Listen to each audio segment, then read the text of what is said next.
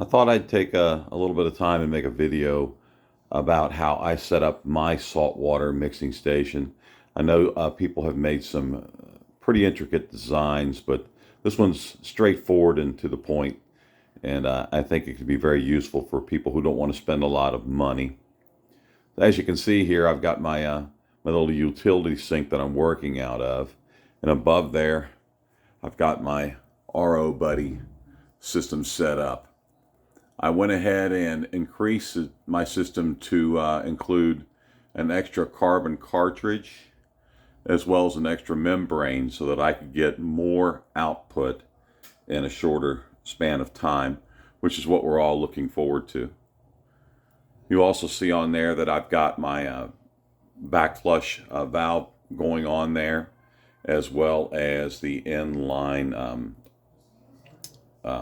TDS meter. From there, I go ahead and I run two output lines. One goes into the sink so that when I'm doing my back flush, I can ensure that the water that's actually coming out of the system is a 0 TDS before I pump it up into my holding containers. Up here, I've got a valve that allows me to do that. When I'm done, I open that valve and I just ran the line over across the ceiling to my actual station itself. Over here, I've got two Brute trash cans. This one here is the one where I put the RODI water that I've made into, and I've cut a little notch in the lid so that I don't get my airline tubing clamped down, because I've always got an air stone running inside of the can itself. You've got your ball valve there so that you can shut the water down when it's full. As you can see, mine is refilling.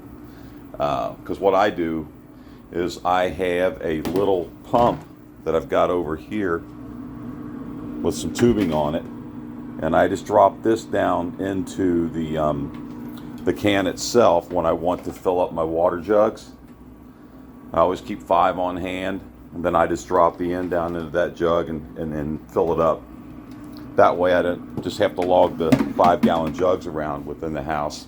I don't have to worry about running some sort of tubing through the house, or having a pump that's strong enough to have enough head pressure to push it from my basement upstairs. And then when I want to actually make water for a water change, I generally only do 15 gallons in my 75-gallon tank. So you take that same pump that I spoke of, pump the water from here to here. I've got a heater in there, and I've got a pump to circulate the salt as the station is mixing. And then the same thing, pull the water out of there, put it into my buckets over here, carry my buckets upstairs, and do my 20% water change. Pretty straightforward, nothing fancy, but it works. So if somebody sees value in this and it helps them, this wouldn't have been a wasted video.